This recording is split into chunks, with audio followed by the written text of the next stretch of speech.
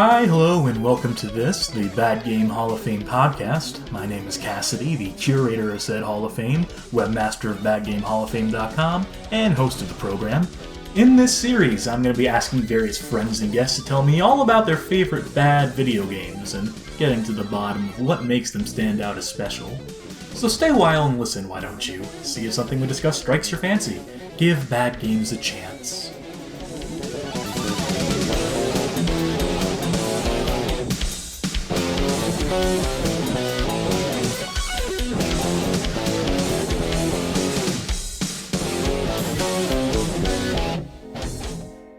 You may know them as the Retro Pals, streaming gaming oddities on Twitch TV every Monday, Wednesday, and Friday.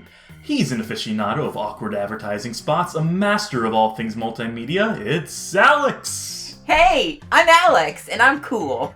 He's written for Joystick and Lost Levels, a Vanquisher virtual highlight. It's Danny! Hey, that's me. I'm Danny. How are y'all doing today, guys? Doing pretty good here. We're good. Glad to be reminded of virtual highlight. That always brings a smile to my face. One of these days I will say my piece about virtual highlight, and it'll be as glowing as yours is, to spoil it for folk who happen to read my articles. Watch your coverage of it, though. To anyone who hasn't, watch Danny playing virtual highlight. Watch these two, the Retro Pals, take on that game. And I gotta get back into that. There's a speedrun scene now. Shit. oh, bless their hearts. Oh, that makes me so happy you don't even realize. And I'm also happy that y'all are the inaugural guests on this little podcast thing I'm putting together. And again, thank you for being here. Wow, we're the first ones, huh? It's an honor. We're also the first worms. Yeah, we're the first worms and the first ones. So, I have some questions for you guys. Uh-huh. I hope you don't mind answering them. Sure. We'll do our best. And I'm going to go to Alex first. Question for you. What is your favorite bad, in quotation marks, video game? It would have to be, Actually, Danny, is it, for Saturn, is it the Mansion of Hidden Souls or Mansion of Hidden Souls? I forget whether it has the or not. Oh no, now you've made me doubt. I think the Saturn one is just Mansion of Hidden Souls. Okay, so it's the Saturn version. I love Mansion of Hidden Souls. Absolutely one of my favorite bad games of all time. I had a hunch he was going to go in that direction, and I'm happy to talk about that game with you. And I figure I'll also ask Danny, for your part, what is your favorite bad game? We'll tackle both of them at the same time here, I think. Man, I was tempted to go with Virtual Highlight since you mentioned it, but I gotta stick with the plan. Deadly Premonition is mine. Everyone played Deadly Premonition. That is an apt choice, and it's very fitting now. It's as relevant as ever. Mm-hmm. Relevant as ever gonna be right now with all the recent Switch announcements and whatnot. So there's never been a better time to be a fan of Agent Francis York Morgan. Do I have that right? Is that the right sequence of words in that name? It's a real exciting time for us Greenvale residents, yes. Yes. How do you feel about spy fiction, by the way? I've watched an entire LP of spy fiction, and that's the only way I'd ever engage with that game. It doesn't look too fun to play. Yeah, I think you might be onto something there. The voice acting's good, at least. Oh, it's brilliant. It's top-notch. It's Lynchian as ever, I think. Mm-hmm. So, I'm going to ask you the same series of questions, so you can each describe your games to me, and I'm going to ask Alex first at this point. Mm-hmm. What about Mansion of Hidden Souls makes it bad, anyway? Well, first of all, it's very different plot-wise from the first one, and second of all, you're a butterfly, and you're wandering around just this bizarre mansion. There's not a lot of... You get some direction, but not a lot. It has a lot of the weird tropes where you just have to kind of keep talking and then maybe something will unlock, or you touch everything and something will unlock, like a lot of Japanese adventure games. Also, everyone is a weird, disjointed, floating head. They sure are. And there's a man who looks like a rat man. I like him. I don't think that makes it bad, but I think that some people might be turned off by the rat man. What is it, Izumi, I think? Nezumi. Japanese for rat. Oh, I love him. It's not for everyone, is what you're contending here, the aesthetic of Mansion of Hidden Souls? Yeah, it's a lot of early 3D CGI, and that turns off a lot of people, and I get it. It kind of looks really shitty. And it's just, it's kind of a little...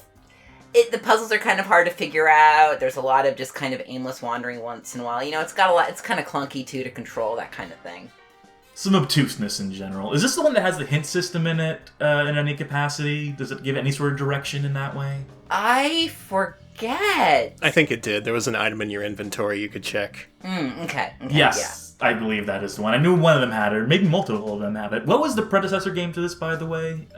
It was The Mansion of Hidden Souls on Sega CD. That's right, that was the original. Then this is the sequel, which bears the same name, but yes, it's all coming back to me now. And Danny, what about Deadly Premonition makes it bad? I mean, I've only heard stellar things about that game. Well, how fluid it is. The one thing that sticks out for most people is the first hour of the game, because you're immediately thrust into this combat situation. And especially in the original release of the game, it just doesn't work. You're super underpowered, it's real easy to die and get frustrated early on and just assume the whole game is like this and want to shut it off forever and give it a 2 on IGN. And I would also attribute that to this obtuseness. I feel like a lot of bad games, a lot of games that get a bad rap, get it because of just obtuse mechanics, things that, make sense when you're game designer writing it down on a piece of paper and plotting it out, and, when you're in charge of designing the game, but once you get it into a player's hands, maybe not so much, it's not as intuitive as you think it is, and you can get that in your point-and-click adventure game, or you can get it in your third-person shooter / open-world simulator, and nothing is exempt from the unfortunateness of obtuse mechanics. Exactly, yeah. The game comes together eventually, but man, that first hour is rough. It gives you the wrong impression of that game. And past that first hour, is there anything else you would say potentially turns people off, even if you commit to that first hour, that down the line just continues to irk at players? The story doesn't really pick up until a couple hours in. You get a whole bunch of preliminaries, a lot of tutorials, just...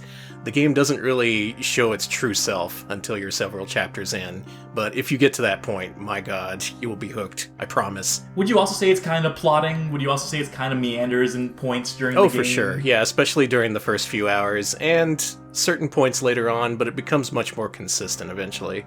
I know Mansion of Hidden Souls is concise at the very least. I think you cleared it in under 2 hours when you did it on stream, unless I'm not remembering which one again. Yep, that is a single stream game. Yep. Yes. Okay, just wanted to make sure of that. So they pack a lot into that 2 hours, though, from my own memory, my own recollection.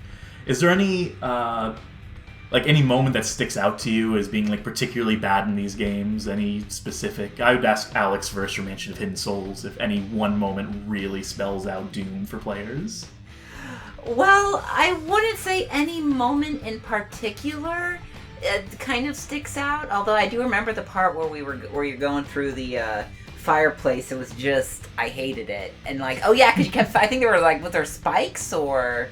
Are you thinking of the first game? No. That's the second one. You're trying to find the weird, because there's a god who you have to meet, and you're trying to find him, the kind of He's god. Right. This is the second game. I remember. Oh right, yeah. Yeah. It's more to do with just the game expects you to do very specific things, and if you don't progress. Yeah. It's very frustrating. Now, specificity in these cases, when, like I said before, when a designer has a very specific progression in mind, and it's just not conveyed, or it's not as intuitive as they think it is, can lead to many frustrations in this world. That's a big problem with Mansion of Hidden Souls in particular, yeah. It's sometimes I could not figure out what to do when Danny was kind of navigating the game, and I'm like, how are you supposed to? And he had a walkthrough, so. Use a walkthrough, that's how you do it. Yeah, that is how you play these kind of games. That's the magic way. Back in 1995 or 6 when that game would have come out, just dialing into whatever BBS was talking about it at the time, and hope that someone had played it before you had. Or just bang your head against it for eternity, like so many of us had to do back in the day. You'll figure out eventually. Just try everything on everything. That's how those games work. God bless them for it. It's been so long since I committed to a game of that genre, of that type, and really got into it eyes blind, not having any previous knowledge going in, not having a walkthrough by my side. I want to say it's been 15 to 20 years. I tried to do it for Return to the Obra Dinn, if that's a game, if I'm getting that name correct, where I tried to play that game sight unseen and it didn't pan out. Great game, though. There's only a few points where I really had to fall on my sword and read a guide on that. Oh yeah, that's coming to consoles. I might actually play it now. It does look like the kind of game where I'd get stuck eventually, though, yeah. It is highly recommended, though. Try to beat your head against it, and I'd say, if it takes you more than 30 minutes to figure out the solution to any given, puzzle or where to go next, then just spare yourself the pain and the misery and just look something up for it if you have to. I always give up instantly. Oh, there you go. Hey, same here. What would you say is the most frustrating part of Deadly Premonition? Yeah, it all comes back to that intro and the combat, which is a problem throughout. It's something that the game addresses eventually, though. You eventually get infinite ammo weapons, you get unbreakable melee attacks, but until that point, you're gonna die a lot, and it sucks because you want to see more of the game. You want to see the plot unfold. You don't want to be part of this terrible combat, and yet the game just insists on it. It's a real shame. The game would be better off without it, honestly. I know there's some combat gauntlets later in the game, too, where they, like, really test your ability, test your mettle at this just altogether, like, unmanageable combat. It's this so clumsy third-person shooting, but... Eventually, yeah, it's something like creatures come out of the walls, or they climb on the ceilings or something, and the game kind of expects you to have an infinite ammo flamethrower at that point. I can only assume, because that's the only way I could find out how to deal with those things. It's an odd game. You just have to learn how to approach it. Doesn't the final boss also take something like 20 minutes to beat just because of the damage and how much... Not to give any spoilers about the final boss, but just to say that there's combat against the final boss and that it's... I will say the final boss is much, much more difficult in the original version of the game, which had Resident Evil 4 style controls. Being able to move York around without having to pivot and turn in a direction, that basically trivializes a lot of the final boss's attacks. But yeah, you're absolutely correct. My roommate played all the way through the game, and that's where it lost him, right at the final boss. He was just like, screw this is horrible. Black flag on the last lap, as I like to say, which is always unfortunate. You do mention, though, there is a re-release of this game. There's not re-releases or remasters of Mansion of Hidden Souls, unfortunately, to talk about, but Deadly Premonition does have its director's cuts. That's true, and they do have their own problems, but I think if you can get a stable frame rate running on the director's cut, you're probably better off with that version, because the controls are way better. Yeah, I feel like that's a saving grace for it. So that's the negative stuff. We've cleared all the negative points I really want to cover, because these are our favorite bad games, and now I'd like to know what are the things you like about these games. And Alex, I'll go to you for Mansion of Hidden Souls. What about it appeals to you? Well, what I like about it the most is that the Mansion of Hidden Souls game for Sega CD, it was kind of here's a spooky mansion, and you gotta escape the spooky mansion before it turns you into a spooky butterfly, and, it was interesting, it was easier to play in a lot of ways, and in some ways it was better, but the Mansion of Hidden Souls kind of turns the table on the concept of the evil spooky house, and is like, well, the people who are here, they turn into butterflies to escape their emotional trauma. And the entire game, especially when you get to the end, as you slowly go through the game, you realize every single character has a lot of mental, trauma that they're dealing and processing. And the benevolent creator turned them into butterflies? It's weird, but it kind of works. It kind of works in a way that as a way to examine the concept of self-isolating when you're traumatized. That's kind of what the game's about. It's isolating yourself amongst other people and not going into the real world anymore. So you say thematically and just having a mature narrative, they're actually touching on things that you can really bite into, you can really delve into, and they do it in from what I remember, a mostly nuanced way where it's is there anything problematic or potentially triggering in that game? I can't remember offhand if any of the characters' backstories have seedier elements to them. That's a good question. I know in Lunacy, which is the third part of the trilogy, does, but I think there's some characters die, and some characters have parents who died, and some characters I think they were they had really shitty childhoods and things like that, but I don't think there's any sexual violence mentioned, I think. That's what I was kind of worrying about, with my recollection. I'm pretty sure no, you're good. No. And yeah, like you said before, the thing that made the game really interesting is that it actually tried something thematically that was something I hadn't seen before, in the game before, and I really haven't seen in a lot of games, just the way to, because it's very clumsy and goofy the way it goes about a lot of things, but it thematically tries something deeper than I've seen in a lot of other games, including the first Mansion of Hidden Souls, which was kind of spooky mansion, thank God, you're out of it now. Would you recommend jumping into the second game straight away and skipping the first one at that point, or? I think folks should try the first one because I think it's a better game in a lot of ways, but I think that can kind of set the expectation, like at least set kind of the scene of like, oh, cool butterflies, and then yeah. It's like an hour-long game, the original. It's worth getting the context. Mm-hmm. And thinking about it, the way Alex describes it, I do kind of like the approach the second game took. Like, it's not putting you against the mansion's residents, it's that you are one of the residents, and you have to figure out how you got there. That in itself is very interesting.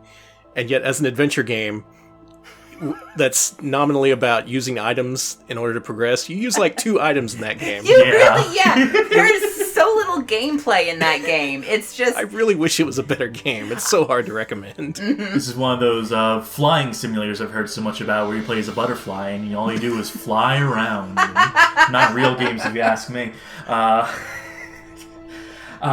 Danny, what do you like about Deadly Premonition? Everything that's not the combat. Yeah. I'm sure a lot of people have talked about the plot and how it goes places, and some people think it's just a Twin Peaks clone, and I think that's selling it short. It does take inspiration, but you really want to see where this story goes. And the fact is, outside of the story missions, you're free to explore this town however you see fit. And what you can do is just explore all the suspects' properties, peek in their windows, be a good agent, try to actually find out what they were doing, establish alibis, and there's even side quests that the game opens up with if you happen to be in the right place at the right time. It's all about, I guess it just makes you feel like an actual investigator instead of being just dragged along a main plot and having things revealed to you instead of ferreting them out for yourself. Absolutely. I'd also say it makes you feel like a resident of the town in the same way that, protagonist of Twin Peaks really becomes a part of the community, that you get ingratiated in many of the same ways. Oh, totally. Has that appeal of like Animal Crossing almost, where you're getting to know the neighborhood. It helps just having multiple places to sleep and eat in the town. You can go have lunch with people, you can take a nap at a roadside rest stop, or you can go to the big-ass hotel at the beginning of the game and sleep in your massive bed. Okay, that bed is massive! Someone brought this up recently, but York sleeps in a bed in that game. He's under the covers. Can you think of any other AAA game where that happens? Honestly not, no. No one's going to bother rendering the protagonist sleeping under the bed sheets because, 1, it's hard, 2, the sheets are going to look like shit, which they do in Deadly Premonition. Yeah. But they did it anyway. They decided it was important to see him sleeping and eating and shaving and being a normal human in what seems to be a normal town, and that really helps sell the game in the end. What they really should have done is just the 2D RPG method where he slides into the bed like just laying completely flat, planked out, and the sheet just like dissolves over him and just completely clips through it. And it's a shame you can't do that anymore. You gotta actually model sleeping animations and stuff. It's ugh. Yeah, games have fallen off so much. It's totally. What would you say are the most like charming or interesting features, like mechanically, of these games? For mention of Hidden Souls, for example. Like if you had to pinpoint like any, I know the interaction is minimal, but if there's anything like this one like real design merit you would accredit. Ooh, I guess for because as much as people don't like a lot of early CG, I find it really charming, and I actually think it's executed pretty well in that game. I think that for early CG, it looks good. It's Saturn 3D, so it's not going to look super good, but I think the low quality of it combined with the minimal texturing, I think that part's really charming to me. I think that's it's a nice throwback that actually I think works pretty well for the time. It's a period piece. Mm-hmm. And also the abstract nature of like, this floating heads and stuff too, where these visuals are like surreal, even if they were rendered with, beautiful HD or whatever the case may be. They're still sort of abstract visuals at a point, and there's a definite stylistic merit to that as well. I would have to give it up for. Yeah, I actually find that the early kind of quote-unquote crappy CG gives the story more of a weight, because it gives, like you said, the otherworldly feel of the mansion and things like that. It gives it a real kind of otherworldly, distant. It feels like very not of this like Earth. Like it's like a I don't out of this world. Exactly. Yeah. Just on a different plane entirely, almost. It's like a dream in a way. To get on my ass about it, it feels like the low poly art really helps with the feeling of alienation and isolation happening in the game. Oh, that's good. Yeah. I like that. No, that works for me. Put that in the review. Yeah. Damn right. Box quote if I ever heard one. Danny, what mechanic or merit would you like to highlight for Deadly Premonition? I already mentioned the investigative part of the gameplay, which is what really kept me engrossed through the end. But one underrated thing about the game that I kind of like, and this is going totally counter to what I said about the combat before, once you get those unbreakable lead pipes and wrenches and infinite ammo flamethrowers and stuff, the combat becomes really cathartic and fun, because all these enemies who would one-shot you and make you go back to a checkpoint and lose a bunch of time, you just go up to them and machine gun them to death, no problem. And by that point in the game, it's super satisfying. Yeah, just the progression of, things, getting past what was troubling before, making it, piss easy now, and just the satisfaction of mowing down, rats in an MMO when you come back to the starting area. I don't even know if that was intended or what, but that's definitely what ended up happening, and I appreciate that it shook out that way. I would also point to, you mentioned the investigation mechanics, and I wish there were more good detective games out there, because the Batman games, for as much as Batman is the world's greatest detective, the Arkham games, the investigation stuff in that is pretty loosey-goosey, is pretty minimal, where you're just you turn on your vision, you spot a single object in the room, and that's basically it. And you're not really piecing stuff together so much as being handheld through the process. It's usually very straightforward, yeah. And Deadly Premonition is at least a little bit more elevated above that, I feel. Would you say so? Or I'd say so, for sure, even if the ways it encourages you to investigate are kind of corny and video game-ish. Like, it awards you money for peeping in windows, like I mentioned before. Yeah. The way it encourages you to explore the game's world is to place these rotating metal icons, which are called Agent Honor, all over the field, and you go through people's yards just scooping up these metals and earning money. And I guess that's kind of a way to extrapolate the whole investigative aspect. It's you being thorough, it's you covering ground with your own 2 feet. You're also just scooping up icons. That's how Langley does it, from what I hear. That's their method. So. Yeah. I want to also take a moment to shout out a game that's a series that's never going to be finished, an episodic game called Blues and Bullets, which is this weird neo-noir. It's Al Capone, but what if he lived and the agent who pursued him 20, 30 years later, with the voice of Geralt from the Witcher series. It's such a strange case, but the investigative stuff in that game, the detective work you do where you're piecing together crime scenes, taking photos, and you have one of those boards where you're dragging and dropping stuff, and making strings from one pinpoint to another. I've never heard of that game. Man, I gotta check that out. It is super fascinating. It is 2 episodes out of a planned 5. It has been radio silence for the past 2 or 3 years. Nothing's ever going to come of it, and it's a damn shame because it had a lot of promise. Sounds like it. Wow. Now is the time when I ask us to do our armchair game developer bit, and I would ask, what would you change about these games that you have picked if you were to fix one element of them, or fix multiple elements even? What would you change, Alex, about the Mansion of Hidden Souls? My big thing I would do is, I'd actually keep the graphics as crappy as they are. I like it. I think it's very charming. For sure. Other than maybe add a little bit more interaction, maybe a few more items or things like that, and maybe make the path a bit more clear, I'd actually change the ending, and the ending dialogue in particular, because a lot of it is very vague, and it's trying to make a point about, because at the end, the god, the creator of the mansion, who has used his powers to turn you all into butter. Don't spoil it. Okay, well, anyway, so you meet at the end there, okay, so I won't spoil it, but at the end, there are 2 forces. The force that says the people who are traumatized are held prisoner here, and the other force that says the people are here to escape their pain, and they aren't in prison. They're safe. They're keeping themselves safe from a world that has harmed them. And the game kind of has a conclusion about what it feels about that, but not really. I wish it would go more. I wish the plot would have dug deeper into that, because that's very, very interesting, and that's something I really like to hear people just talk about in general.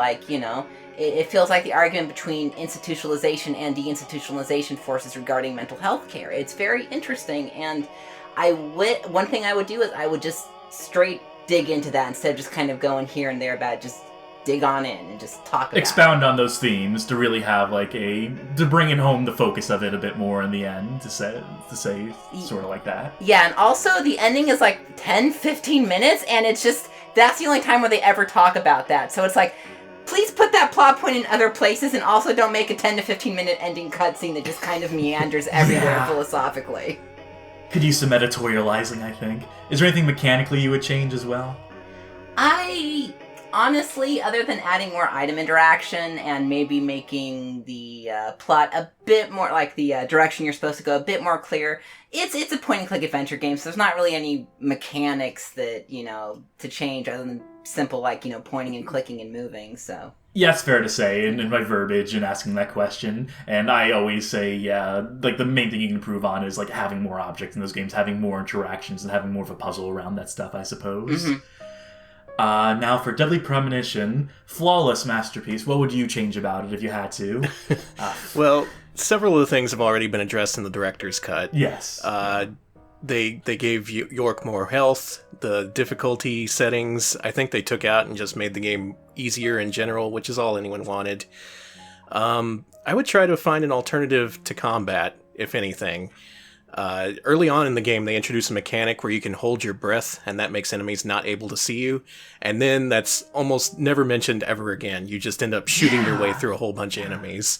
If they focused on things like that, non-violent interaction with these things that want to kill you, I think it would have been more interesting. And I would have definitely gotten rid of the instant death QTEs, because nobody likes those. Yeah, that was a very much product of its time. And I don't know what you're talking about, getting rid of the combat, because if I remember anything about Cooper from Twin Peaks, is that he's always guns blazing, that he's mowing down hapless, whatever horrors are coming at him. I was about to say the townspeople, but that's huge body count. Yeah. Yeah. Hey, kill count on YouTube. Do a retrospective on that series and count the numbers. Yeah, so I feel like we got some pretty good glimpses into those games, into your thought processes on them. Two games that I have to imagine that both of you would recommend them to anyone in particular, I guess I should ask. Is there someone who would want to avoid this game, somebody you want to steer away from it, and a more kind of particular person you want to steer towards it? Well, for Mansion of Hidden Souls, if you want an action game, do not play it. Absolutely not. It is, if you don't like obtuse games, if you don't like... games with 15, 20-minute endings where they just kind of vaguely talk philosophically, then no. But if you're a kind of gamer who is like me, who's like, I want less action, I want more talking, less action, yeah, then I recommend it to folks like that. Folks who maybe, if you like Japanese adventure games, absolutely play it. Absolutely. All right, and Danny, who is Virtual Hidelight for? It's for Hidelight fans, all those people who exist. Yeah, Deadly Premonition. Oh, it's hard to say. People who are usually into survival horror didn't like it all that much, but I think if you really dig into it and commit to it and power through those first few hours, I know that's something no one ever wants to hear, but if you do, it really is worth it. It pays off, I promise. I would agree. I would concur in that case, as the places that story goes. And also for Mansion of Hidden Souls, at the very least, if you don't play it, would it be just as effective to watch it, would you say, Alex? Just to watch someone else play it? Yes, absolutely. You can totally watch that. In fact, I'm a fake gamer here. I haven't played it. I've only watched Danny play through it, and I think that was good enough for me. Yeah, the pair of you did it for video, we should mention. That if you're going to watch someone play it, why not watch the Retro Pals play it? They did a fine job of things. They played the whole trilogy, so if you want to get that story from beginning to end, see it through, well, check out their archives. I believe all that is up on YouTube, correct? Mm-hmm. All except Lunacy. We still got to do that. Yeah. Gotcha. That's a good game, too. Yeah, play Lunacy. Yes. I will await that with eager eyes to view that stream in particular. Where can folk find you? I know I mentioned your Twitch TV channel, but we have everything we do neatly condensed into a website. It's called retropals.club. We're also on Twitch as RetroPals and YouTube as RetroPals, where we post lots of videos, Twitch archives, occasional documentary, that kind of thing. all the Year Zero content comes highly recommended as well. I believe that's how I first discovered y'all. Wait, is it? I think I may have found you through there's some archive. It was some YouTube archive or some Mycronic stuff maybe. Oh, possibly. That may have been it. Yeah, I'm yeah. trying to remember. Oh, yeah. Occasionally we cover individual developers and publishers, and those are always fun streams, just tracking their history of their humble beginnings to when they finally made it big and got good, which never happened with Mycronics. No. Yeah, unfortunately. And they peaked with Elevator Action, which I still love on NES, but that's a story for another time. I just have to thank you all again for starring on this episode of the podcast, for helping me debut this. And I don't know how to close stuff out. You gotta think of a catchy ending. Think of a catchphrase. Yeah. That's up to you. I'm not gonna suggest one. You could say, see you later, suckers. I like that. Or that's all, folks. I think this is nice and succinct. Or I could say, game over, Game over, yeah. Oh, that'd be good. I should just play that audio sting. Works every time. All right. If you're listening to this right now, prepare for audio sting in 3, 2... B-17 bomber. So there we go, that's one episode down the hatch. Thanks again to the Retro Pals Danny and Alex for stopping by. And again, my name is Cass. If you want to check out some of my writing, I recommend the website. If you're here on the YouTube channel, you might check out some of these bad game music uploads I've been posting over the course of the past couple years. More to come soon, hopefully, if I can get around to it. In case y'all haven't noticed by now, I'm pretty inconsistent about keeping things consistent as far as schedules or what I'm working on at any moment in time. I kind of just drift aimlessly from project to project, but hopefully this is one that I can return to again and again and get out in relatively short order. I'd like to continue pursuing this and getting more takes from folk about bad games, and hoping that some of y'all out there find it interesting and continue to listen. So until next time, remember, there's a story behind every video game. I think bad games might be the most interesting, though.